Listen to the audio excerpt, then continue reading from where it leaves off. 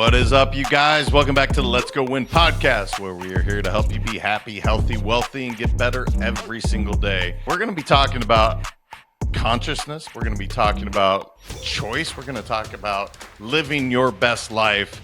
This one is going to be freaking awesome. Simone Milasas is an unconventional business leader and best-selling author known for her unique approach to entrepreneurship. Over the past 3 decades, she has followed her intuition and consciousness, founding Joy of Business to mentor entrepreneurs worldwide.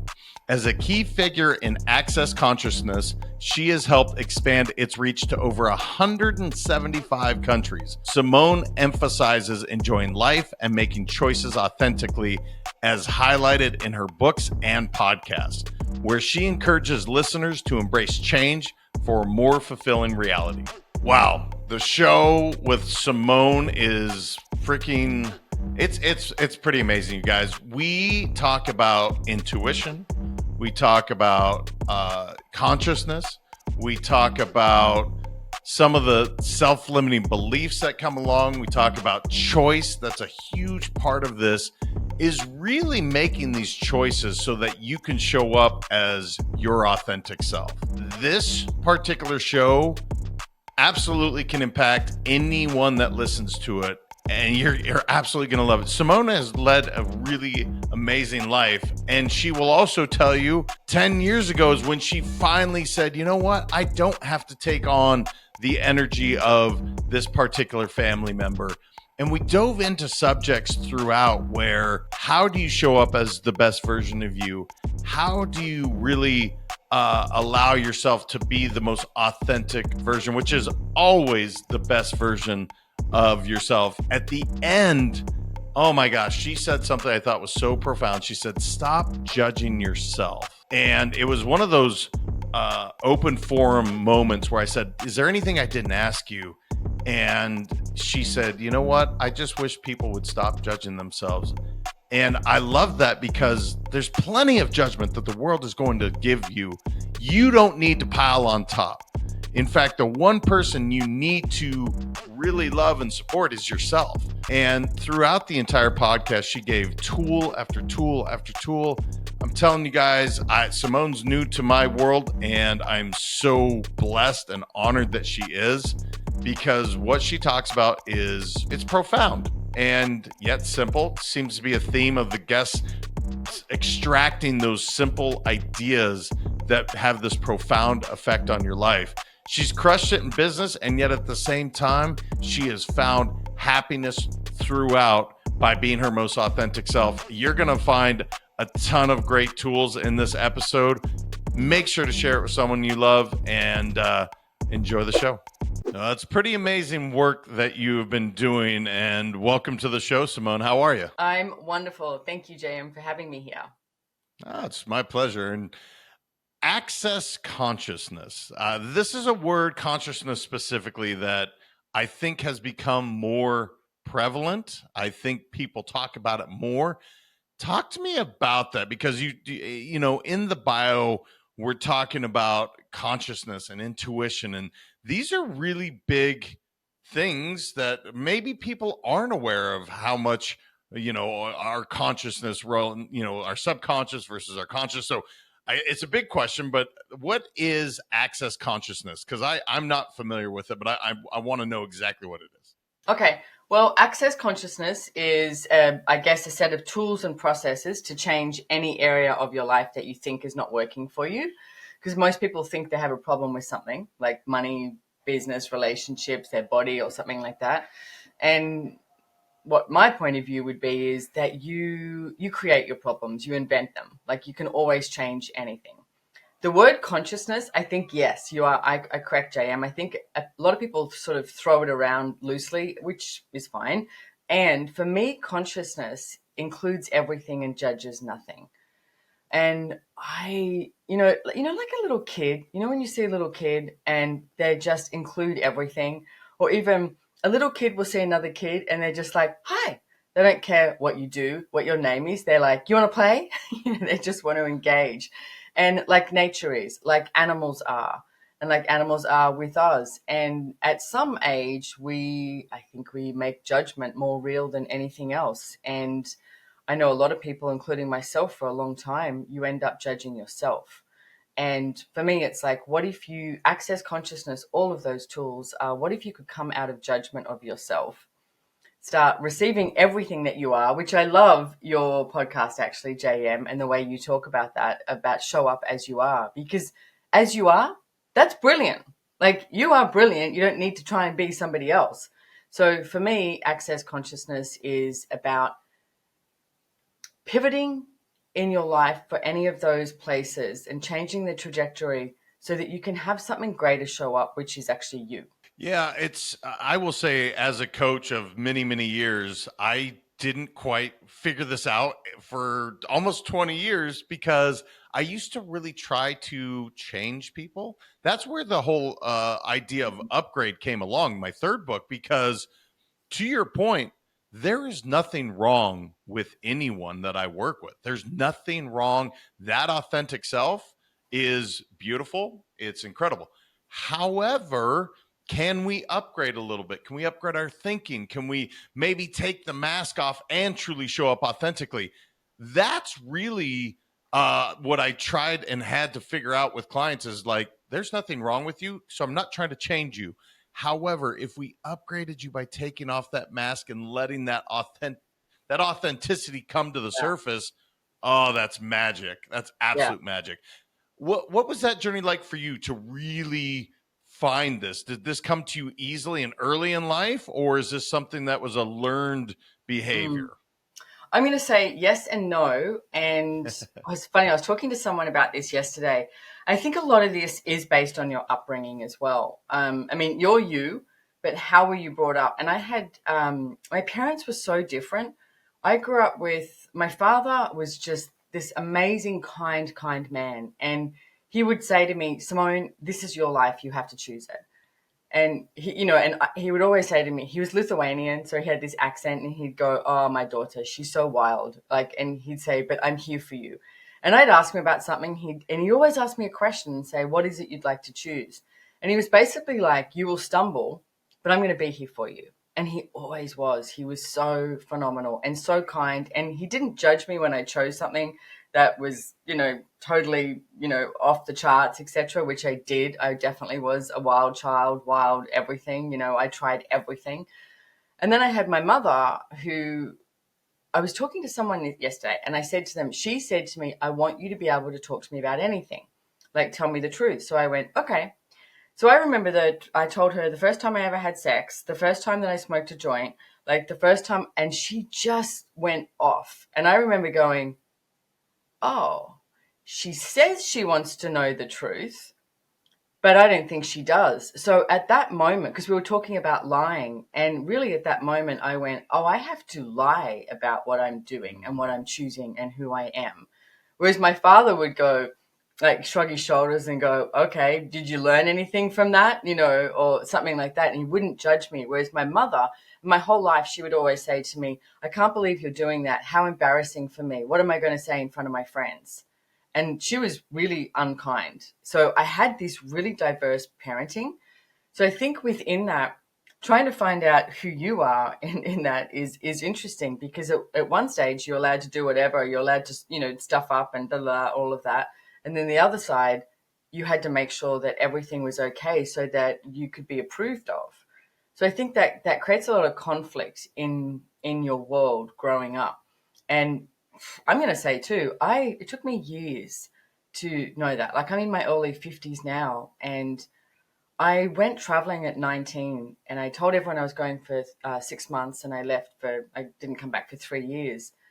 I think that gave me a really good grounding and exploration of me, because as you're traveling and you're backpacking, and back then we didn't have mobile phones, we didn't carry a computer, we didn't have, internet. We did post restant. It was right. If you want to hear from me, I'll be in Paris in May, and you'd go to the post office box, and every now and then we'd call home. But then you were traveling, nobody knew you. So you started to discover who you were. And I definitely will say there was moments where I pretended to be something I wasn't, or did something in order to prove something, to prove your worth. I don't get a lot of the time. I knew that I was valuable or worthwhile. All my capacities, etc. You sort of, I think a lot of people tend to, what they're great at, they think is useless because they're great at it. They think everybody else can do it, and that's not true. What you're great at is what you're great at, so you should acknowledge it. And traveling gave me a different grounding. And I used to write a lot and, do different things. And I just met so many people and so many, cultures, and it was just amazing. So I think that really gave me a piece of me. But at the same time, JM, I think I also went to, wow, I'm all alone at that time, because finding me with that, it didn't have that place where I I realized I didn't fit. And that's one of the things I would talk about now to anyone. You actually don't fit. It's like, stop trying to fit into this reality. Stop trying to fit into, everybody else's a point of view about you. Like, people like to have this definition of you so that they feel comfortable around you. Oh, Simone will always do this. Oh, Simone, da da da. And it's like, if they can have that, then they feel comfortable. And when you start, I guess, living a life of chaos by just being in question every day and choosing something different all the time, it starts to freak some people out around you. And then you'll notice that they're like not comfortable and they might go away, etc. And that's that incredible place of, I think people misidentify it as being alone. And yet for me, I'm like, well, what if I was the only person in the room that had joy? What if I was the only person in the room that was truly happy with just being me? Like, that's got to be okay for me, not trying to pretend that I'm like everybody else, because I'm not. So I definitely think that this has been a huge journey for me. And it's only probably about 8 or 10 years ago that I finally stopped, I guess, buying into the level of unkindness and cruelty that my mother has been to me my whole life, and not making it personal, just going, wow, she's an interesting woman. She chooses that. I don't actually have to take that and be upset by it. So I know it sounds like a cliche, but that thing of like, I wouldn't want to be in my 20s for anything again. Like, there's no way. It's like the how uncomfortable I was. Was is not something that I would have. Everything that I've learned, everything I've chosen, I've gained so much in who I am today, and I'm grateful for all of that. So it's been a marathon. Yeah. Yeah, and there's a ton to unpack there. I'm trying to pick which one I want to start with. I think what I want to go with is really never knowing what somebody's lens is. So, for instance, you mentioned your dad's Lithuanian. You're coming from Australia.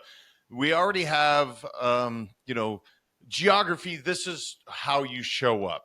Okay, not saying it's correct. This is just some of the perceptions. My wife and her mom is originally from Hong Kong. That Chinese culture of it's very, very. It's not the way I grew up by any means. And the reason I'm saying this is what I experienced as growing up was a lot of love and touch and feel and affirmations.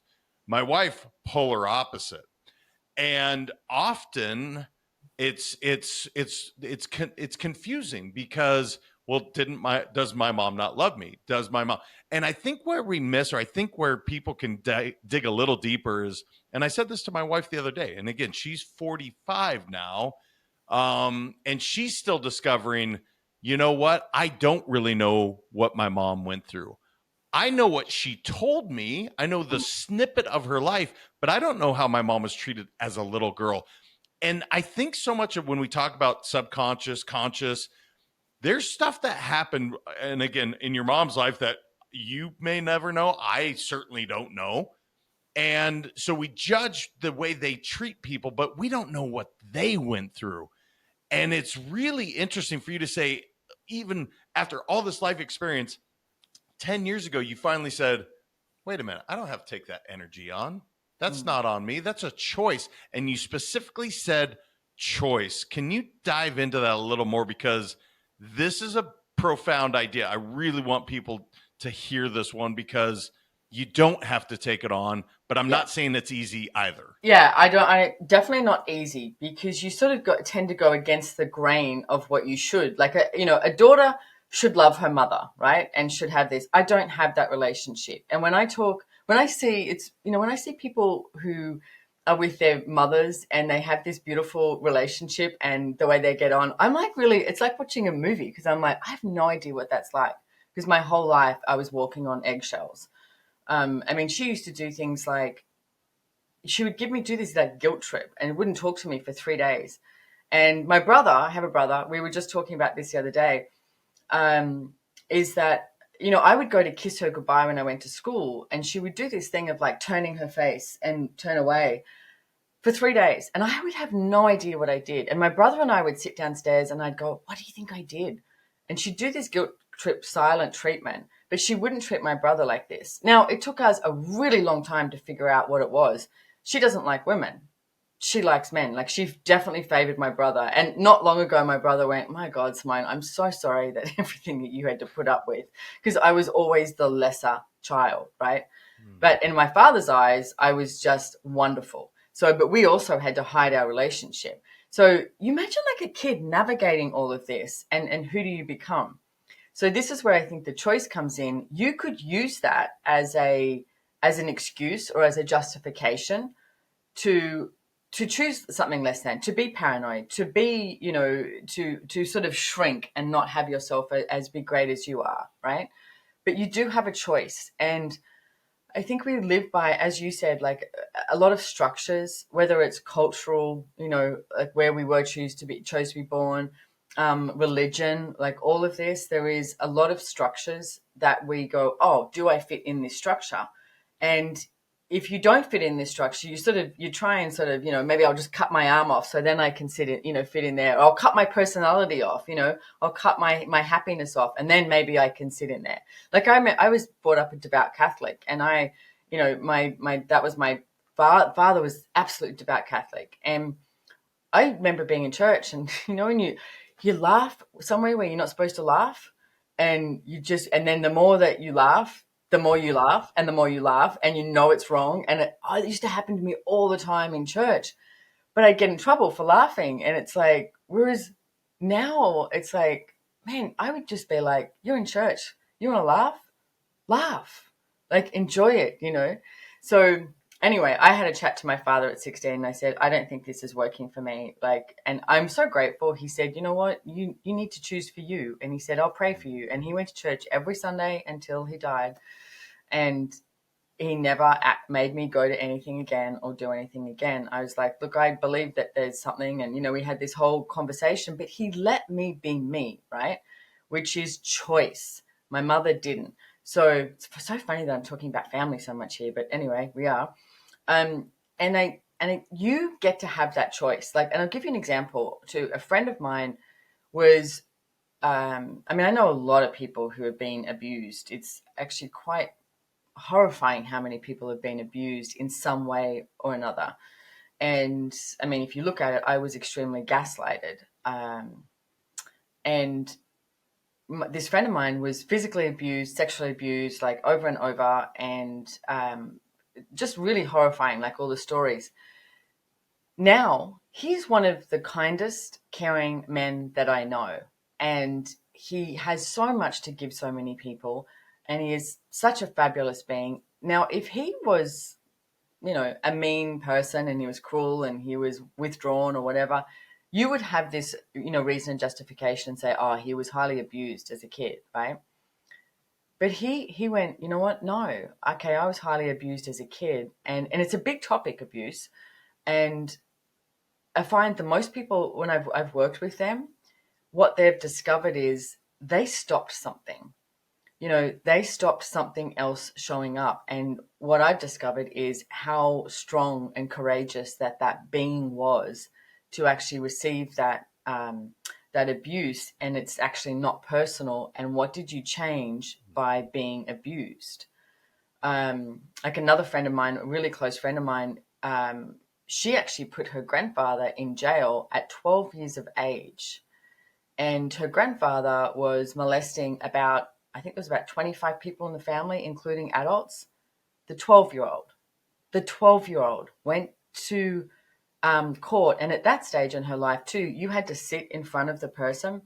And so she had to talk about what went on while her grandfather was sitting there. And she was the one who put him in jail. And I'm like, man, you are like one of the most incredible women I know.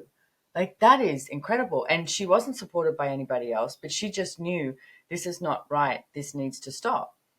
So I'm like, and now she's just like this blossoming flower. She's like, creates more and more and more and more. But here's the thing, she chooses more and more and more. And I think you do have choice. And if you find yourself going, oh, I don't have choice, or you don't know my story, you don't know how I grew up, you don't know this, well, that's what you're using as a justification to not choose the life you could be choosing. And as you said, JM, sometimes it's not easy. It's, life, is sometimes really friggin' great. And then other days you're just like, oof, how am I going to deal with this day? But there are tools, and that is a big part of Access Consciousness. There are tools to use to jump over that hurdle and find out what's next. And you have to be that brave person, that you are. I just got one more. There's a book, one of my favorite books is called The Boy, the Fox, the Mole, the Horse. I think that's the right way around, by Charlie Pickering, I think it is. And it's an animated show on Netflix too. It's so wonderful, 30 minutes. And there's this one scene where the boy says to the horse, what's the bravest thing you've ever said? And the horse says, asked for help. And he says, asking for help is actually choosing something greater. It's not being less than. I think that's something that we need to choose as well, is know when to actually ask for help and know when you don't need to either. Yeah, one of the things that I talked about in your intro is this intuition. So we have a lot going on here because I too was raised Catholic. It didn't jive with who I was. Yeah. And there was a lot of shame and guilt. I mean, they even say Catholic guilt, like it's a thing. Yep. But that's still a choice. You can choose to say, look, I know my intuition is saying this doesn't work for me. By the way, it Yep. doesn't mean it's a bad thing. For some people, it is their everything, like your dad, my mom. It raises them up. For me, it did make me feel not inadequate. I felt like I was playing small. I didn't feel like I could truly be myself. Yeah. But as you chose, you know what? I know deep down this doesn't work for me. And although I'm going to maybe disappoint my mom by not getting married in the church, not doing all of that, not raising my kids Catholic, but that's a choice that I made because it didn't resonate with me. Yeah. Doesn't mean Catholicism is bad. It just wasn't for me. I think when you talk about intuition, we know deep down, like, look, I know what feels right for me. I know what is authentically bringing me joy, just like you clearly strategically called your business Joy of Business. Yeah. That was obviously something that was like, yes, I know this is how I want to show up to the world. And I wish more people would listen to that intuition and just say, you know what? I may disappoint some people, but there's really one person I need to be proud of, I need to love, and that's me. And when I do that, now I can bring more love to the world because I accept me. I don't know, thoughts on that, especially when we have this intuition that we know it's right. Yeah. And I think that's what you figured out in your travels, just like I did. I Yeah. knew what was right or wrong. I didn't always make the right choice, Yeah. but I really discovered myself in the process, and it's allowed me to be who I am today. Yeah. So with the intuition thing, I call it the umbrella theory because people can sort of have that. When you go to walk out of the house and you go, oh, I should take the umbrella. And then you go, no, it's not raining. And then later on that afternoon, it starts raining and you go, I knew I should have taken the umbrella. It's that simple. The time you knew you should take the umbrella, that's your intuition. That's your knowing. You are aware. You are an aware being. And I think a lot of the times what we do is we buy into all of the trauma and drama, all of the stuff around the world. Like, it's very interesting I think, like, I'm not sure how old you are, but I know with my generation, I think it's interesting to have what we have now and have so much access to, watching a war on social media, like having everything there. And then when I grew up, like I remember when mobile phones existed and they were like a brick, the family would have a mobile phone. You would carry this brick around. I remember thinking we were so cool going to the beach and had this, mobile phone, this box, so we didn't have all of that, or even having the phones that just made phone calls. They didn't do all of the smartphone didn't exist.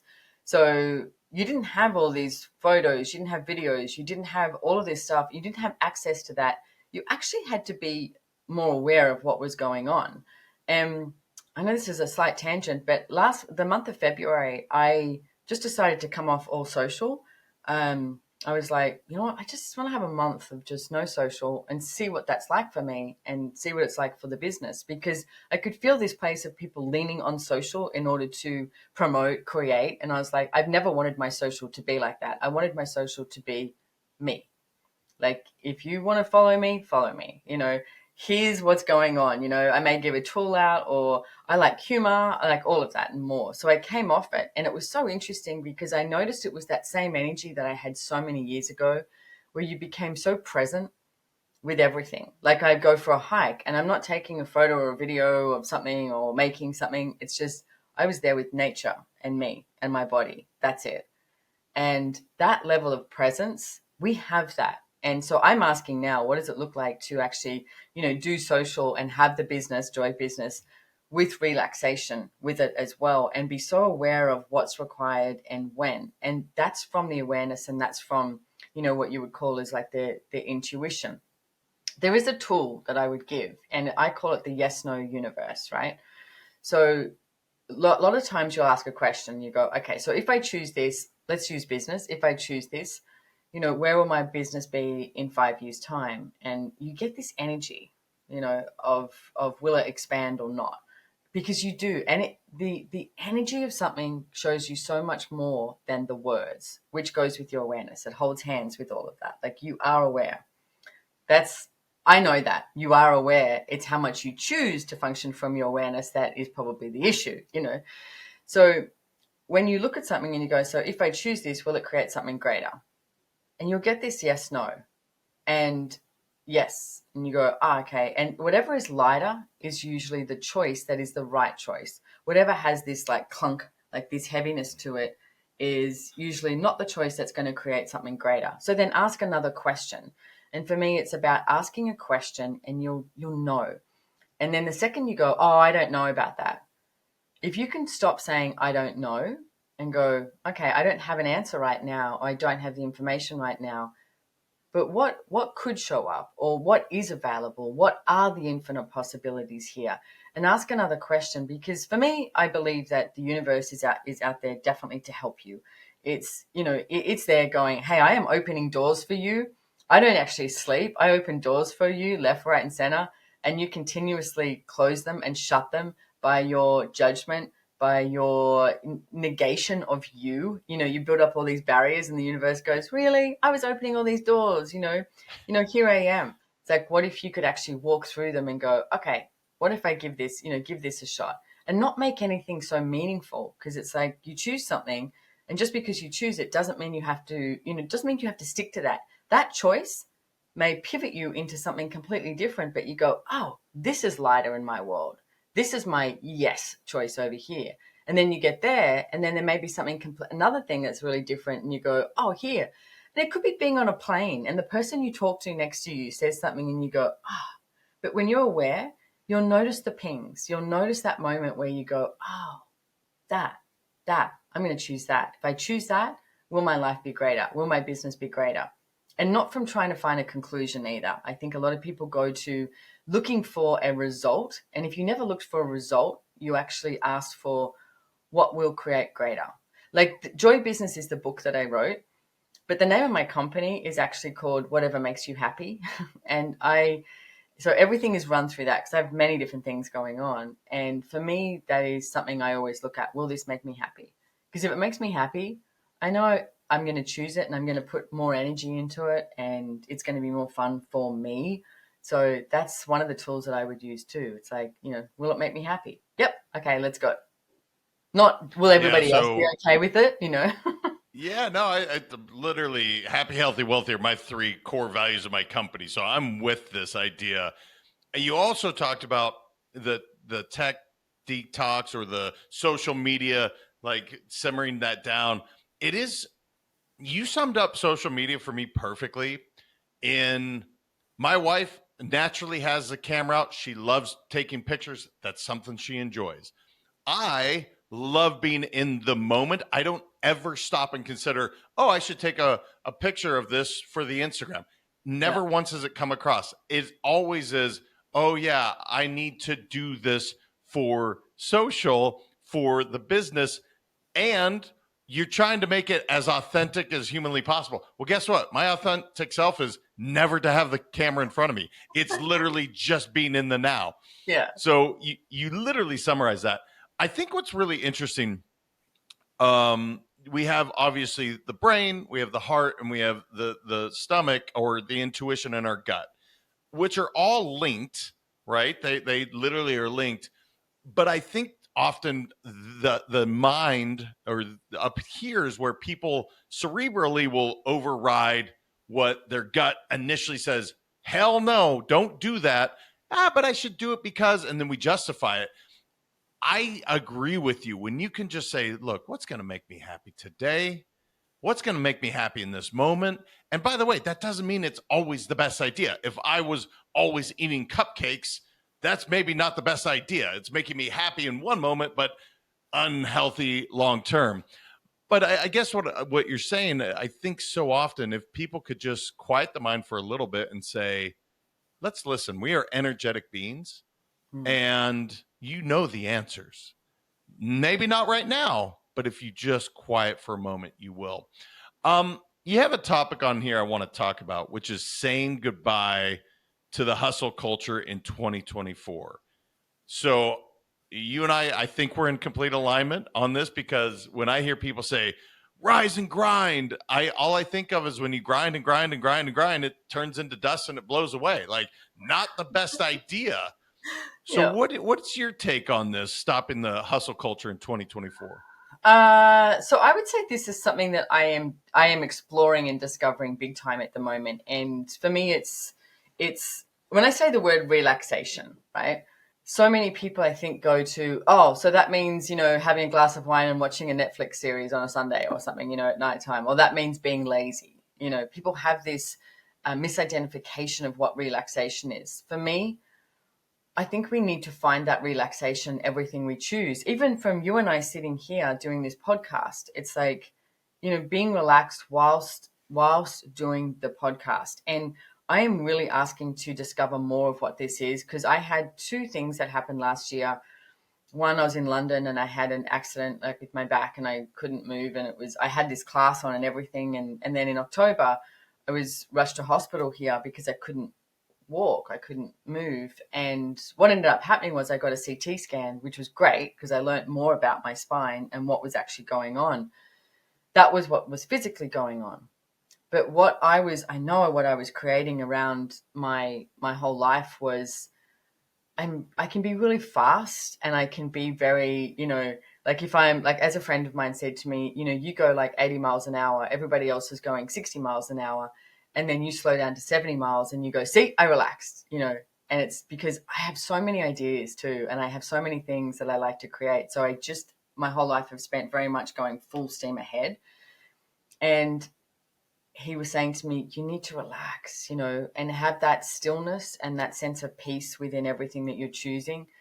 Yesterday, I was even late somewhere, which I'm not a late person. And I noticed in the car when I was driving that I had a choice. Again, choice comes up that I could go into frustration and like a bit of frantic, or just when your molecules all sort of go and you tighten your molecules, I could do that and start judging myself, or I could relax. I could enjoy the drive. You'd go past all these beautiful trees, etc., and laugh about it. Like, what's so funny about this I'm not getting, or what's right about this I'm not getting, which is a question. And by the time I got there, the woman was so great, and she gave me this hug, and we just both went, like, I'm here. It's okay, And that's a choice. And I chose to do that from relaxation, which what I noticed was I was already sort of more connected to her because I didn't choose frantic and I didn't choose to judge myself. I chose relaxation.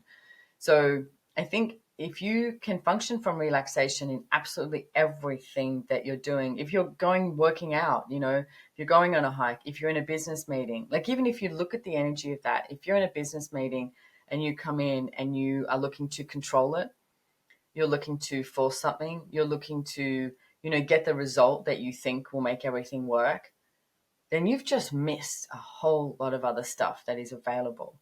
And if you walk into a meeting, and as I love the way you talk about it, JM, it's like showing up as you. You show up as you, and you have this relaxation in your world, and you're not trying to prove anything, and you're not trying to conclude anything. But what you have is this bigger picture of desiring something greater. Then you're most probably going to get there, and a lot easier as well. So for me, it's been that, and it takes, I think, a lot of courage for you to choose that in everything that you're doing, because it's not about rushing through life. And the one thing I've noticed since I've been like adding this like relaxation tool to my whole world, because I had to, my body was just going to slam me if I didn't. I was like, okay, body, I get it. I really like having this body. It's like, so as I have been looking at this, I really thought that it would mean I would be doing less and that I would have less done. I was like, oh, maybe I have to look at the business and cut some things out, etc. I did look at my schedule because I travel a lot and I changed a bit of that, but it's just changed. It's not less. And what I've noticed is I am accomplishing more. Like even I like cooking. And so I like cooking different recipes and stuff. And a lot of the time I would have gone, oh, I don't have time for that. And I seem to have the space, like it's not this time. I seem to have more space in my world for everything and more, and to discover even something greater. So if you're listening to this, I would say, what if you started like instilling relaxation in everything that you choose, and find out what that is and find out what that is for you? Yeah, I like the example you gave because I'm picturing you walking in the door with this other woman, and you could have come in and said, "Oh my God, I'm so sorry I'm late. You can't believe what happened," blah, blah, blah, and you just dump all this excuses and all this stuff. Or you could say, "You know what? I apologize for being late. I made the choice, and I just was behind." And you can feel the energy both internally, and Mm, you can watch their body language. So I love that. As you're walking through it, I was picturing both, and I'm like, yeah, because it mm, is a choice. Look, you yeah. already made the choice to leave when you left, and you are late. Therefore, you can play the victim and say, this is why it happened, and I didn't wake up on time, and the alarm, or whatever excuse you gave. What has happened in the past you can't change, Mm. but the energy you bring into that, Yes. 1,000%. I Yes. love that. Yes. Yeah, the relaxation thing. This is really interesting because the other thing you talked about doing the podcast, I do try to relax throughout because otherwise I will drive myself crazy with question after question. I need to ask it here so it sounds perfect there. And then I'm like, no, dude, listen to what's happening. Yeah. Let this conversation flow. And guess what? That's going to be way more, again, authentic than if you're trying to curate it perfectly to make sure everything is talked about. Um, there's another subject I do Can want I to ask. can I can I Yes, comment on please, that please. though? Because Yeah. that is so key. Big, I mean, there's so many people who do podcasts. There's so many people who do things, similar to this. And I've learned that too, JM. And you go in going, like maybe I watched a video on you and I want to make sure we cover this. And then you get so stuck on that. And if you don't cover that, there's like this, even if it might be a minute judgment, but you go, oh no, it didn't work out the way I thought it should. Guess what? Life doesn't work out the way you think it Mm. should. And if you allow it to show you, most of the time I find you come up with something greater. I mean, look at the topics we've covered today. I didn't think we'd cover religion or family, we did. And maybe someone listening, I think you and I really desire for people to be empowered, to know what they know and to be all of them. So if both of us have that in our world, then that is what we can invite. And if we relax with it, that's what it will be. And just allow it to be, whatever it is. Yeah.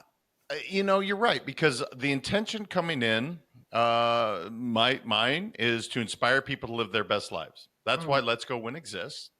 You have the company again, just say it. So what makes you happy, or That's my company, whatever makes you happy. But Access Consciousness is the company that I work with. And the book that I know that you're referring to, I've written 3 books, but one of them is Joy of Business. So yeah. And for me, it's like business is so freaking joyful. I love it. And I desire the whole world to get that. If you have an idea, please go for it. Please go for it. So yeah. yeah. So the intention again is to share knowledge with someone, share your story. So for me to go in and say, this is how I want this interview to go, these are the questions we're going to ask. Well, now it's completely perhaps in the way of what your intention is. And I'm not saying don't prepare. Look, I some people feel more comfortable doing that. That's cool. But yeah, like I want to have a conversation. I want to get to know Simone and what drives her so that we can share, like being intentional. That's so far something that has come through this conversation. I am going to choose to be intentional about being relaxed. I'm going to choose to be intentional about the choices and owning those. That's what I've received. I hope the audience, because they are all choices. And you stated that early, and I was like, oh my God, it's absolutely true. Yeah. Ugh. All right. I do want to ask you though, because this was a great topic that was put out there, is what to do when overwhelm sets in. Anxiety obviously happens, you're overwhelmed. Now we are the polar opposite of relaxed. Now we are in that, I guess, fight or flight really is how you feel in that moment. What are some tools? You gave us a great one earlier. What would you do when overwhelm sets in? Okay, so first of all, I would look at when you are overwhelmed, it's like and question is big in my world. I mean, I studied Socrates at school. Excuse me. I studied Socrates at school, and he always spoke about asking questions too. And it's a big part of Access Consciousness. It's like ask a question, ask a question. So if you have that sense of overwhelm, the first question I would ask is it yours? So you ask, is this mine? Because a lot of the times you find it's not yours. And like I was saying before, like we get hammered with media and everything. And, I'm sorry, but there's not like an ounce of like the truth that they're like filtering into you. There's a commonality of a theme, whether it's fear or, I love like in Australia, the day they announced that we were in a recession. Today we're in a recession. And then everyone started freaking out. But the day before, we weren't officially in a recession, so nobody was freaking out. And it's like, why are you freaking out today? We're not, your choice, again, your choice can create a different future. So I think we buy into a lot of the stuff around us. So a great tool to use is ask this question: who does this belong to? If you can do this, and I know that most people will try and do this and they won't be able to do it, but you'll just start again, okay? For 3 days, every single thought, feeling, and emotion that comes up, ask, who does this belong to, right? And you don't need to work it out and be like, oh, it's Bob's or Aunt Betty's, etc. Just if it lightens up, it's not yours, okay? So who does this belong to? Because so often we'll go to, oh my God, I've got so many projects. I've got so much to do today. I've got da-da-da-da-da-da like this. And maybe if you're in the workplace or something, somebody else is going, oh God, I've got all this and I don't think I'm capable and da-da-da. And then you'll buy into this and then start buying that as yours. It's like if you walk into a room, I mean, quantum entanglements will, that's the same thing. You walk into a room and if everyone's, upset and crying or something like that, and you went, all of a sudden you feel sadness because you're buying into, that's what quantum entanglements does. You're buying into that energy, right? You're not sad. So, and like I said before, that aloneness thing, I got to, well, what if I was the only person in the room that was happy? What if I was the only person in the room that had ease in my life? Same thing, you walk into a room and everyone's smiling and laughing. You can't help but like smile. And you're just like, wow, what's going on? You don't know what the joke is or what happened, but you start smiling. It's contagious, okay? But what if all the happy is contagious, but all the crap is also contagious? What if you started to look at, okay, what is actually true for me? And if you're choosing overwhelm, ask, okay, like even if you take a moment, step up from your desk or your life, whatever it is, take a moment. If you can, for me, I use nature a lot. Like I've got so many indoor plants. I've got a beautiful backyard. I've got the beach across the road. If you can, for me, it's like put yourself in nature, even if you're sitting next to a pot plant, okay? And then just ask, okay, would an infinite being choose to be overwhelmed? Because you are an infinite being. You are not a finite being. You are an infinite being. You have the capacity to receive everything, to know everything, to, perceive all energies. And that's literally what's occurring. So would an infinite being choose to be overwhelmed? It's like, okay, no. Okay, what am I choosing this for? And that is a really key question too, because a lot of the times when you ask, what am I choosing this for? You might, if you're honest with yourself, you might get to, you know what, I have no desire to write this book. I have no desire to ring this person, or I have no desire to, cook for the kids, or whatever. And none of it's wrong. You're actually allowed to admit that. I remember seeing my ex-partner, he had a child, so I had a stepkid for a long, long time. And I remember seeing this meme and I thought it was so good. There's this woman on the couch going, do you have to eat dinner every night? And that was so me. I was like, but I gave you dinner last night. Like, because I was like, how did I end up cooking dinner for a kid every night? What happened here? But instead of just laughing about it and acknowledging it, and then Nash and I used to come up with this thing and he would help me and do something like you can change it. You can make it different. You can make it yours. We go to, oh my God, I'm so overwhelmed. I've got to cook dinner for the kids and I've got to do this and I've got to do that. Okay, ask another question. What would create ease here? Maybe it's I remember the first time I ever hired a housekeeper and I was like, can I afford a housekeeper? And then I looked at it and went, my God, this creates so much ease in my world. Paying someone, 3 or 4 hours to come to the house a week and do the ironing and clean the house compared to what I could create in that 3 or 4 hours, done. And ever since then, that was years ago, absolutely, So when you come to that overwhelm, what am I choosing this for? And you'll come up with something. You'll have something. And then look at that and then sort of break that down and then ask another question. Would an infinite being choose this? And use that tool of who does this belong to? Because I can pretty much guarantee that 99% of your thoughts, feelings, and emotions are not yours. We keep buying them from other people. And you'll know this when you go, out in the woods, nature, etc. And all of a sudden, most of the time you just have this space and you're like, this feels good. That's you. That's you. So be that no matter what. So love it. I wrote a blog years ago on doing the dishes.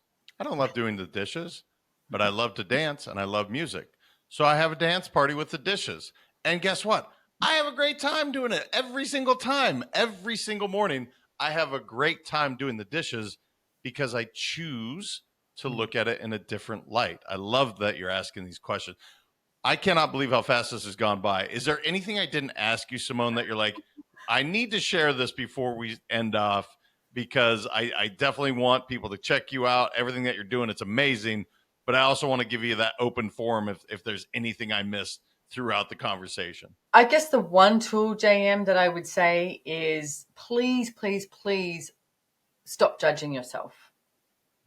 You're not wrong. Stop judging yourself. It's like you are amazing and truly. And I know people throw words out like that again, but you, JM, when I watched your video too, I went, man, this dude actually really desires for people to be as great as they can be. And I do too. There's no value in judging yourself. So any way that you're judging yourself, just make that effort to stop. So, and thank you. This has been great. No, I love that because look, there's plenty of judgment the world's going to throw at you. Don't put any on top of it. You don't need to be the cherry on top, for the love of God. Yeah. Simone, if my audience, and I can't imagine why they wouldn't, but if they want to connect with you online, they want to find all your books and everything you've been doing, where's the best place for them to find you? Well, I have a very good name for Google because so far I have never discovered another Simone Milasas in the world. So if you Google my name, Simone Milasas, that's my Instagram, that's my website, etc. And also you can go to accessconsciousness.com because we have facilitators of access all over the world. We are in 176 countries. So if you want to find out more about access, go there. But yeah, so SimoneMilasas.com. Yeah. Well done. Hey, mom, dad, they gave you the best searchable name They possible. I did. love Yeah. that. I know. I'm not John Smith. I'm Simone Milasas. It's real. It's actually it's handy, I guess. Yeah, absolutely. Well, thank you. This was awesome. I love the conversation. I think the more of this, I love the last comment you gave. I'm so glad that you said that.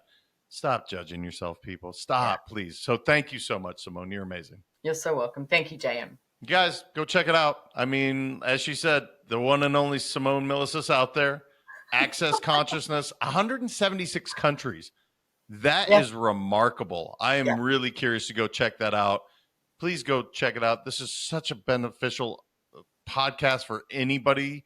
Share this with someone that you love because someone is judging themselves. They're not showing up as their authentic self. And Simone gave you tool after tool to help you live your best, most authentic life. Until next time, remember your mindset matters. I appreciate all of you. Talk soon.